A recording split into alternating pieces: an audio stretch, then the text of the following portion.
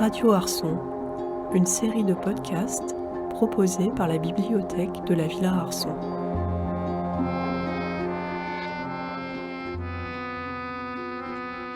Bonjour Rodolphe, bonjour Olivier. Bonjour. Bienvenue Bonjour. sur Radio Arson. Donc vous êtes tous deux enseignants au Mans. Dans quelle spécialité ? Alors moi Rodolphe, du coup j'enseigne les plasticités sonores, donc tout ce qui va avoir en lien avec les avant-gardes musicales et puis le sonore qui fait intrusion dans cette question du musical et qui a trait aussi aux plasticités, donc la mise en espace du son, voilà, l'installation, et puis aussi des questions de cartographie sonore, de sensibilité. Et moi, j'enseigne plutôt les technologies du son, audio numérique, avec des questions un peu d'interaction, voilà, un peu d'usage de Max MSP, genre de logiciel, et puis aussi, de manière un peu plus large, la question des arts numériques, donc avec par exemple les deuxièmes années. Et en parallèle, je coordonne aussi l'atelier de création radiophonique de l'école, qui est transversal à tous les cycles. Et moi, je coordonne en fait la mention design sonore, en fait. Et vous étiez donc cette semaine à la Villa Arson, dans le cadre d'un partenariat entre Talm et le studio son de la Villa Arson, sur invitation de Pascal Brocolicki et Simon Nicolas, pour animer un atelier qui est une déclinaison du projet MER. Est-ce que vous pourriez nous parler de ce projet et du workshop que vous avez animé cette semaine ? Le projet MER fait suite à une première invitation de la Villa Arson où j'ai fait un workshop field recording il y a 1 an. Et puis en parlant un petit peu des activités radiophoniques qu'on faisait, alors la particularité au Mans de faire une émission mensuelle de 3 heures, 3 heures et demie, en public et en direct, qui motive vraiment qui fait appel à plein de formes radiophoniques différentes et aussi des formes performatives. Et suite à ça, en parlant un petit peu des pratiques sonores et des pratiques radiophoniques, on a eu cet appel à projet du ministère auquel on a répondu sur la question en fait des transitions écologiques et sociales. Et l'idée c'était essayer d'imaginer un maillage un petit peu inter-école et aussi sur 2 villes, donc la ville de Nice et la ville du Mans, de monopoliser nos étudiants sur une exploration de la ville, la question de la cité, la question de l'imaginaire dans la cité, via aussi ce prisme-là des transitions écologiques et sociales. Qu'est-ce qui se fait au niveau de l'urbanisme ? Quels sont les projets d'aménagement ? Quels sont les domaines de réflexion qu'on pourra amener ? Et comment, en fait, ces domaines-là pourraient s'articuler avec une transformation plastique via le médium sonore ? Et donc, il y aura un premier échange qui est en train de se faire en ce moment, qui est une première semaine d'exploration de nos étudiants manceaux sur la ville de Nice, donc qui donne lieu à cette émission de radio après une semaine d'exploration et de captation, d'entretien, d'enregistrement de terrain. Et au prochain semestre, on aura des étudiants de la Villa Arson qui viendront sur le territoire manceau explorer un petit peu ces questions-là et la topographie de la ville. Et en point d'orgue, donc à la fin de ce projet, qui aura duré 18 mois, on aura 2 journées d'études consacrées donc à cette particularité du son d'être comme une évidence finalement de faire partie du milieu du vivant. Donc le son traverse les milieux, traverse les organismes. Donc il y a une première journée qui est sur la question un petit peu des relations interspécifiques via le sonore, via la vibration du son. Et la deuxième journée est plutôt axée évidemment sur la question médiologique, dans la question des médias, comment s'énonce aussi la parole, comment la parole aussi peut se disséminer ou au contraire être...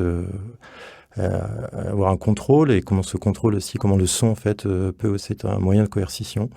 Donc c'est à l'occasion de cette deuxième journée que les étudiants en fait de la Villa Arson et du Mans viendront aussi présenter en fait cette expérience d'échange inter-école et seront donc et auront une tribune en fait pour expliquer ce projet au même titre que n'importe quel chercheur qui sera invité pour cette journée d'études. Alors peut-être pour compléter aussi ce workshop, en fait, il fait partie de ce qu'on appelle d'un atelier de recherche et de création, où en fait ça implique justement des étudiants et des étudiantes. Et là, ça fait partie vraiment du projet MER, et on a pas mal abordé en fait la question de l'écoute, notamment l'écoute dans la ville. Il y a Gilles Malatret qui était venu en fait autour des parcours audiosensibles. Et c'est vrai qu'à l'école, la dimension de la ville, du territoire est importante, et à travers des protocoles qu'on met en place, notamment qu'on peut retrouver dans la mention design et territoire, en fait, d'arpentage en fait, de la ville, et d'une approche sensible, même de cartographie qu'on peut avoir, où la question voilà, de l'écoute, bien sûr, est mise en jeu, et ce qui nous permet, en fait, finalement, de se focaliser sur des éléments, en fait, de la ville, autour de l'écoute, soit qui peut être autour du récit, mais autour de parcours un peu commentés, de prise de son plutôt field recording, d'approche un peu systématique de récolte, de catalogage, voilà, tout un tas de protocoles, en fait, qui permettent d'un peu de sorte de cartographie sensible de la ville. Voilà, donc il y a cette question de la transposition par le sonore, donc transposition ça peut être des données topographiques, de la data, des données sensibles, la collecte d'objets aussi qu'on réinjecte un petit peu dans la manipulation des corps sonores. Mais ces approches, elles peuvent se complémenter aussi par une dimension design fiction, en fait, du récit des imaginaires. Qu'est-ce que deviendrait la ville, en fait, si on pouvait la rêver, si on pouvait l'imaginer avec toutes les possibilités qu'on pourrait mettre en œuvre. Et cette question-là, elle est aussi à mettre en lien avec l'affectif, puisque finalement, le propre du son, quelque part, le fait qu'on n'ait pas de paupières aussi, c'est quelque chose qui nous traverse, et cette traversée, quelque part, des espaces, mais aussi du son à travers nos organismes, c'est aussi quelque chose qui nous affecte, quoi. Voilà. Donc, il y a cette question-là, en fait, de l'expérience du vécu in situ qui transparaît dans la question de la transformation plastique par le son. D'ailleurs, en fait, le titre un peu de workshop, c'était « La ville peut-elle encore être un imaginaire ?» Voilà, c'est ça qui essaie de fédérer, en fait, à travers toutes ces approches-là, d'avoir un peu cette question de fond un peu qui traversait les différents projets. Et après, c'est vrai que ce qui est intéressant sur la question en fait, de la radio, en fait, ça permet aussi de proposer des formes plastiques sonores sur des formats très très libres en fait, de création qui vont du live, de la question en fait, finalement d'une approche presque un peu documentaire, du field recording qui va mélanger même pourquoi pas en fait, des éléments un peu musicaux de synthèse. Donc des formes assez libres et expérimentales, parce que l'idée c'est aussi d'avoir une approche aussi d'expérimentation en fait, du sonore, voilà, à travers plein d'approches très différentes en fait et assez complémentaires. Et donc pour compléter, MER, ça veut dire donc voilà, l'acronyme MER, MMER, c'est médium, milieu, écoute, récit. Donc c'est toutes ces problématiques-là qui traversent un peu ces questions à la fois médiologiques. On a parlé tout à l'heure sur la question des médias, en fait, médias comme position de pouvoir, aussi médium de diffusion, médium plastique aussi. La radio, c'est peut-être quelque chose qui peut être appréhendé aussi de manière plastique dans l'émission réception de fréquences, dans l'obstruction de ces fréquences, dans le brouillage. Voilà, c'est des choses qui peuvent créer des textures, des matières. Et aussi ces questions de mésologie, donc comment on écoute les milieux et comment on peut interagir ou pas avec d'autres espèces et comment les espèces, à l'intérieur des espèces, donc intra- et interspécifiques, comment ça communique et qu'est-ce qu'on peut aussi investiguer de ce côté-là. Et par rapport à ça, justement, un peu toute cette approche du milieu, ce qui nous intéresse, c'est aussi d'avoir, par rapport à la prise de son, en fait, d'avoir aussi des techniques d'enregistrement qui nous permettent de pouvoir autant on peut enregistrer des sons dans l'eau avec de l'hydrophone, des vibrations qui peuvent être des milieux même électromagnétiques ou plutôt au milieu du vivant à travers des micros un peu spécifiques et bien sûr des micros plus standards en fait qui permettent d'enregistrer plutôt des paysages sonores. Donc aussi par ce biais-là, ça nous permet aussi d'avoir différents types d'écoute, aussi de sonder différents types de milieux, que ce soit vivant ou non vivant en fait dans ces enregistrements-là. Et cette question de l'écoute dont tu parles, Olivier, elle est assez centrale puisque dans ces échanges étudiants, l'idée c'est bien de pouvoir s'écouter en fait les autres. Il y a les étudiants évidemment de Nice qui en fait invitent un petit peu nos étudiants à découvrir la ville parce qu'eux la connaissent. Nos étudiants la découvrent, donc ça crée des contrastes. Ces contrastes sont discutés et c'est d'abord ce qu'on essaye de faire, c'est de mobiliser un peu les étudiants sur cette question de l'attention à leur entour, l'attention à leur prochain, mais via en fait cette question de l'écoute qui dépasse le sonore proprement dit. Et justement, vous parlez d'imaginaire des villes et de field recording. Alors comment sonne la ville de Nice si vous fermez les yeux, vous avez quel son qui reste ? C'est le même son que Le Mans ou pas du tout ? Il y a évidemment des effets de seuil par le bâti, il y a des enclavements, il y a évidemment le front de mer qui est complètement différent de quand on est dans l'arrière-pays. Après, il y a aussi tout ce qu'on peut fantasmer d'un terrain, c'est-à-dire qu'il y a des étudiants qui voulaient absolument faire de la prise de son environnementale sur les collines, sur le Mont Chauve. Et puis voilà, il y avait un peu de vent, donc c'était à part enregistrer du vent, on pouvait pas enregistrer grand-chose d'autre. Voilà, donc c'est ça qui est intéressant aussi. Finalement, c'est sur un temps donné travailler sur des contraintes. Et on applique aussi d'autres protocoles qui sont plutôt travaillés au Mans dans une autre mention qui s'appelle Design et territoire, notamment par notre collègue Miguel Mazri. Et là, on fait référence à un projet qui était une traversée un petit peu arbitraire d'un point A à un point B, en fait, du nord au sud du Mans, et de cataloguer, en fait, visuellement, aussi par les pratiques de l'écrit, tout ce qui était rencontré lors de cette traversée, et de donner comme ça une image un petit peu, un instantané, en fait, de l'appréhension de cette ville. Et est-ce que vous pourriez un petit peu nous dire en quoi consistaient justement ces protocoles que vous avez proposés aux étudiants et étudiantes cette semaine, concrètement, pour saisir ces imaginaires sonores? Alors, il y a différentes approches. On avait des approches qui étaient plus de l'ordre sociologique, en fait, essayer d'aller vers différents types de paroles, que ce soit la parole d'abord institutionnelle, la parole de la société civile, la parole de la société civile de différents quartiers, à différents moments aussi. Et puis, il y avait des protocoles de marche, de découverte des différents espaces. Il y a un groupe d'étudiants qui est parti sur la promenade des Anglais. Et justement, qu'on fait toute cette traversée-là, et puis petit à petit, on fait des entretiens en fait auprès des personnes, justement sur des questions soit environnementales ou sur un peu comment ils imaginaient leur ville, comment ils vivaient leur ville, voilà, en faisant toute cette traversée-là et de manière un peu systématique, en reprenant des questions qui posaient tout le long en fait de la traversée en fait. Alors, il y a aussi des collectes visuelles qui ont donné lieu à des transpositions écrites. Là, dans les collectes que tu évoquais, Olivier, il y avait beaucoup de photographies, notamment de différents types d'éléments de bâti qu'on pouvait trouver sur certaines façades plutôt provençales, après d'autres architectures plutôt des années 50-70, ce genre de choses. Il y a aussi l'aspect vestimentaire. Sur la promenade des Anglais, il y a cette idée de la passeggiata, donc cette idée voilà, de pouvoir photographier un petit peu les styles et peut-être les cataloguer et trouver des choses qui en ressortiraient. Il y a un autre groupe en fait qui a plutôt abordé les lieux de convivialité en fait autour des bars. Par exemple, ils sont partis en fait du marché du vieux marché de Nice et après ils ont été en fait aussi à la station. Je pense qu'ils ont été au 109 justement à travers ces questions-là, un peu d'imaginaire de la ville, un peu de projection. Voilà, qu'est-ce qu'on peut en faire, qu'est-ce qui peut en devenir.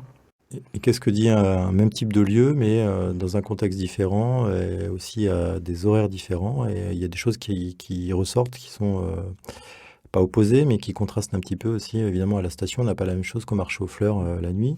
Et du côté de la parole institutionnelle, ou en tout cas de plutôt orienté aménageur ou architecture, aménagement du territoire, urbanisme, un rendez-vous avait été pris avec le CAUE, finalement ça n'a pas pu se faire, donc le conseil d'architecture, d'urbanisme environnemental, et aussi la maison d'environnement.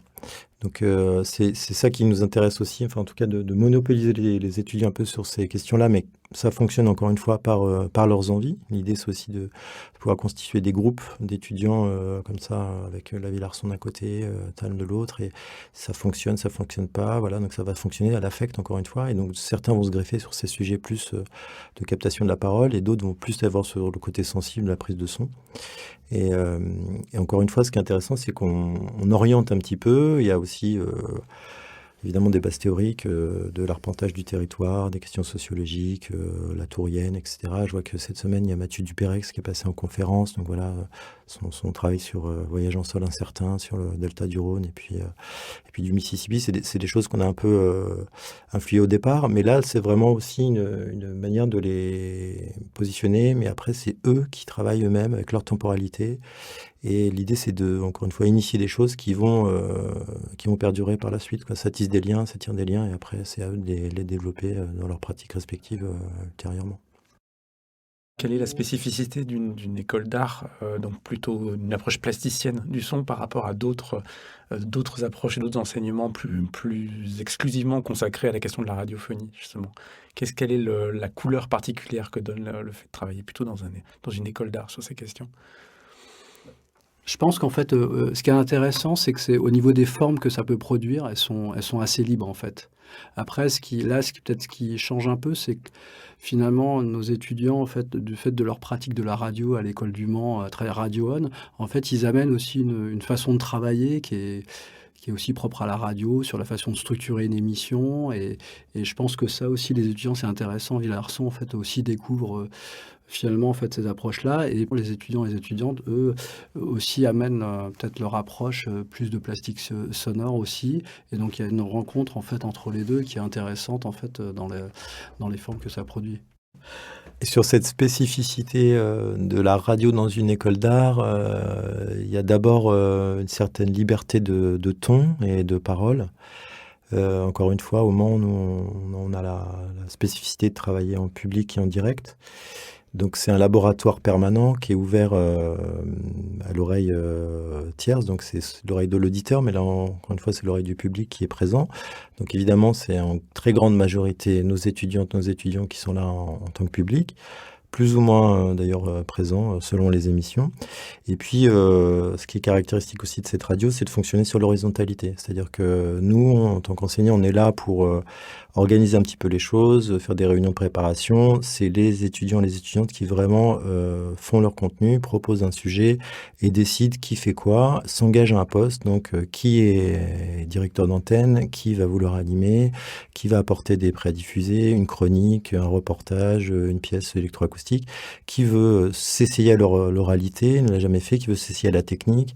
Et donc la particularité de la mention design sonore, c'est d'avoir des crédits qui sont fléchés en fait sur cet atelier radiophonique. Mais évidemment, c'est un atelier qui est transversal à toute l'école. C'est vraiment le poumon de l'école hein, parce qu'il se passe des choses. On raconte aussi la vie de l'école. Il y a aussi évidemment des entretiens sur les intervenants, sur l'actualité. Il y a des sujets sociaux et politiques qui sont évoqués de manière assez générale, mais qui traversent en fait les problématiques des étudiants. Et ça s'articule aussi, ça s'équilibre avec un ton beaucoup plus décontracté et aussi assez humoristique de Radio. C'est un peu une particularité de cette radio. Donc voilà, c'est vraiment quelque chose qui fonctionne sur l'horizontalité, qui est un outil pour les étudiants, par les étudiants. Merci Rodolphe et Olivier. Bonne chance pour l'émission de ce soir. Merci. Merci.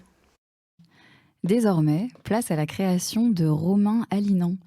Créé à partir de sons enregistrés exclusivement dans la ville de Nice, lors de ce workshop, Electronice, mais il préfère qu'on dise Electronice, met en relation son urbain et son naturel, fréquences audibles et fréquences imperceptibles. Electronice, donc, tend à horizontaliser les sons en les ramenant sur le même plan d'égalité.